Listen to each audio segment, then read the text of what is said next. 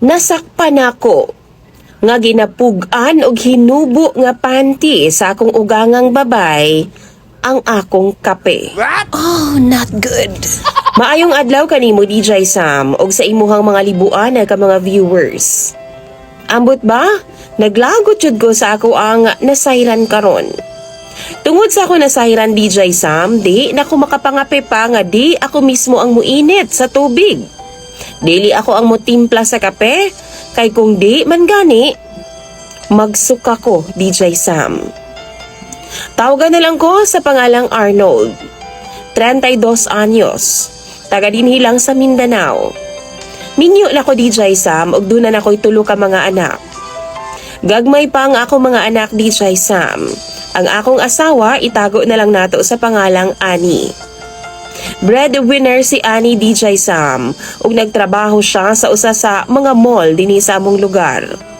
Ako pod nagtrabaho pod ko isip nga sales agent sa kumpanya dinhi pod sa among lugar.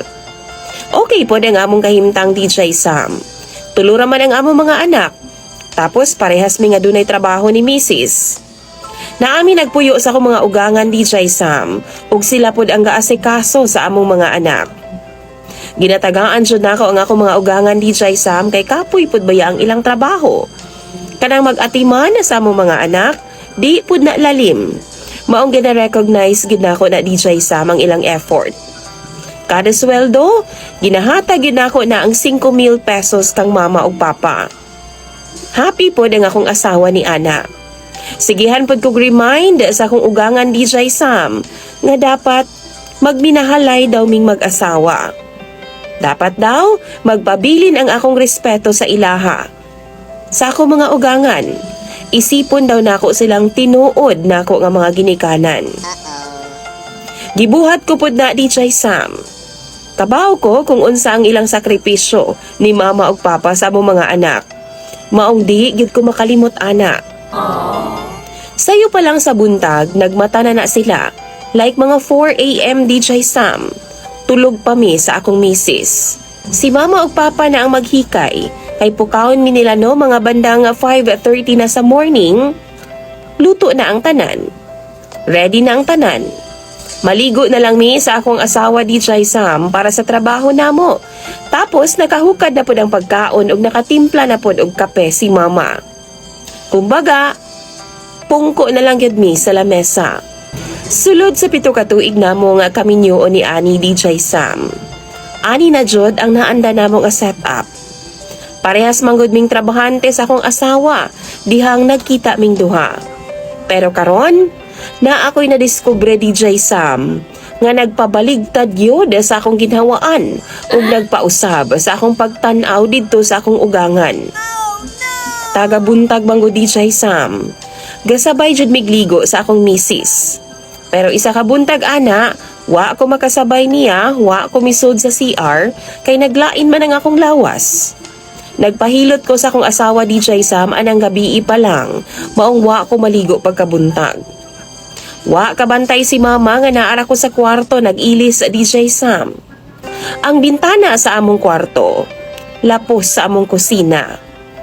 Og dihang milili ko sa kusina DJ Sam, nakita na ako nga nagtimpla siya og kape.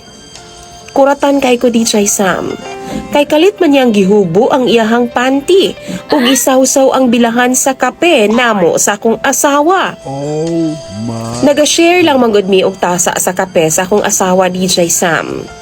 Halos mo baligtad jud ang akong sikmura ni adto nga time. Pagawas na ako DJ Sam, wa gyud ko mikaon og nagpaatik-atik na lang ko nga busog o naglain ang akong lawas. Pero ang tinuod, gutom kay ko DJ Sam. Nag-inom bay akong tambal. Giluod lang jud ko DJ Sam. Bisan sa mga niluto sa akong ugangan, giluod ko. Malay ko ba no, kung iya hapon tong gibinuangan. Tagabuntag DJ Sam, musayon akong matawag ako na gyud mismo ang muluto sa akong mga pagkaon. Pero naay time nga tungod sa kakapoy lagi, dugay ko makamata og nakaluto na si mama.